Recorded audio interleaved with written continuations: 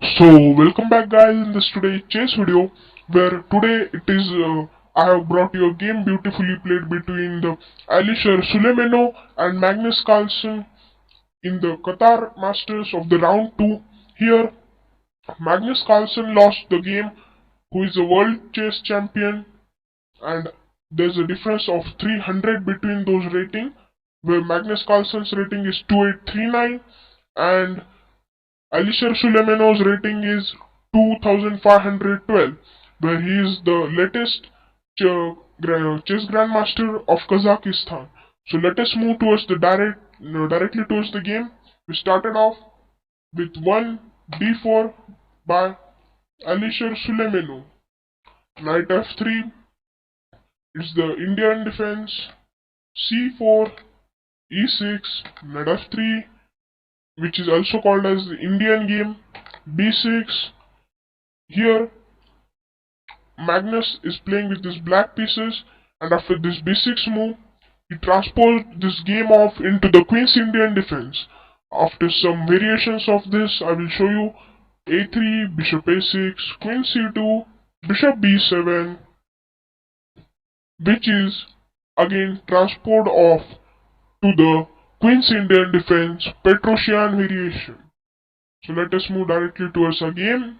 Knight c3, c5, e4. C captures d4, knight captures d4, bishop c5, knight f3.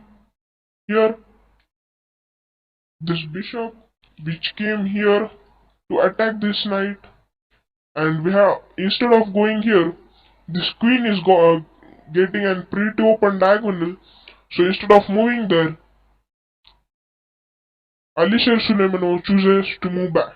After this move, knight c6, b4. This b4 move is a quite aggressive move because it is defended by this pawn and you can't take it, so you have to move back. You can see this pawn is blockading this bishop to come on. So after which bishop e7, bishop b2, queen b8, rook d1, and finally here black castled, bishop e2, d6, and here after this move white castled. You can see how Alisher Suleymenov is playing positionally and aggressively with the full idea of tactics. You can see Alisher has blocked off this Magnus's queen. You can see it has only 1, 2, 3, 4 blocks to move on. You can see this pawn is blocking off this queen to attack freely on this square. So after this move, or not this, which is the move rook f e1, which again leaves no more squares for the queen to go on instead of this c7. After this move comes this bishop f8, bishop f1, knight e7, knight b5, and here you can see the next planning is to take this pawn.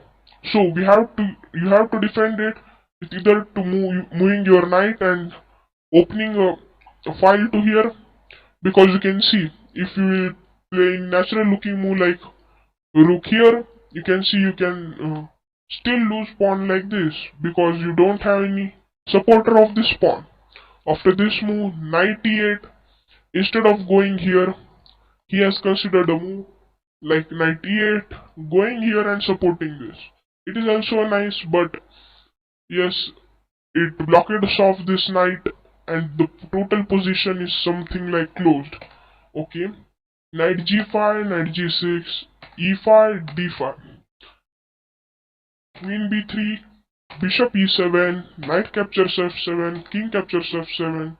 Here you can see after this move Alisher sacrifices the knight. Yes, after this you have to take with this king, which happened in the game.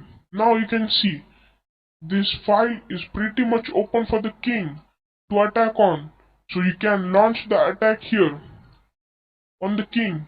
So first happened was c captures d5, bishop captures d5, then rook captures d5. He sacrificed his rook also.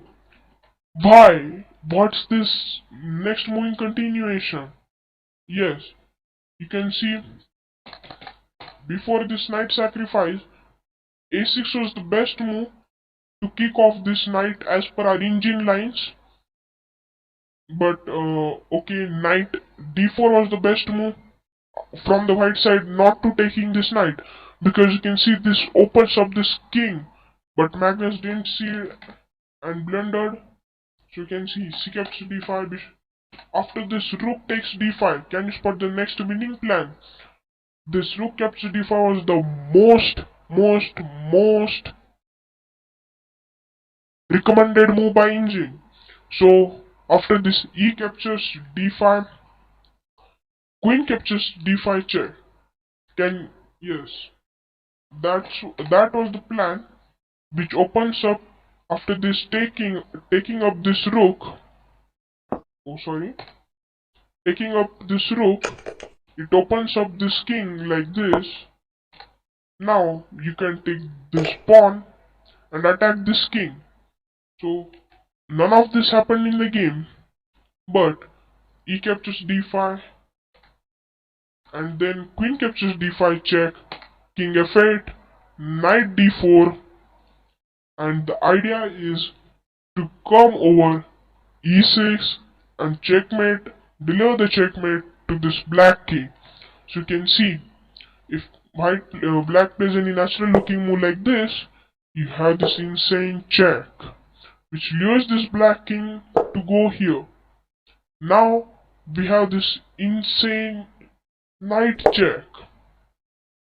You have to move your king either onto the squares like this, or let us see the engine line, which is the most recommended. Knight f4 check, king h7 is the best, knight captures g6, bishop captures b4, and then bishop d3 is this final nail in the coffin move. But this not happened in the game. You can see on the any next move we can simply drop our knight back, and you can see it's a discovered check and a checkmate. So from this position, let us say bishop also takes this. We have this discovered check, this has to block, and now we deliver a checkmate like this. So these was the variations in this, but none of them happened in the game. In the game happened was after this king e8. So after this knight comes here, which was knight d6. Oh sorry, after this knight f6 happened was to pin this knight to the king, and here you can see the Magnus is lost. He can resign also, but at the same time, because you can see the position is very losing. You have this two pawns for these two pawns, these two pawns for these four pawns like this. So it's a total losing, and you can see there is this open king also, which leads to the lose. So after this move happened in the game, king g8, queen captures g4, queen b7, knight f5, b5, b captures b5, bishop f8, and after this bishop c4 check move, which is very important in this position, because after these many moves in the position, he sacrificed here also this bishop also. He no need of pieces. He's saying, I don't need pieces, I just want your king. After this, bishop moves back, bishop c4 check, king h8, knight h6, and this is the final nail in the coffin. Let's analyze why. Let us see. You can't take here because after you take it here, you have this checkmate coming in. So you can't take directly here. What if you push here? That also don't work because of this checkmate. And let us look at the engine line, which suggests us. So now here, let's analyze it. It was this not G6 move. It's this Queen G6 move. Oh, sorry, Queen E7 move, which saves the game. Not really, because after this, these are some engine lines. Knight D6 check, King H8, Knight captures C8. The first rook is gone. Rook captures C8. Rook D1, G5, Queen G4, Rook C7, E6 check, Bishop G7, Rook D7. Here you can see this rook can't be taken because if you take the rook, can you spot the next winning continuation? Yes, it is this upcoming queen of the pawn. So you can't really take this pawn. So with the support of this rook, with the support of this rook, we have pinned this to the bishop. So now here bishop captures b2 is the main line, after which we capture the queen, rook captures c7, queen captures g5, bishop f6, queen g4, bishop g7, g3, king g8, king g2, h6, queen f5, bishop a1, bishop b5, knight g7.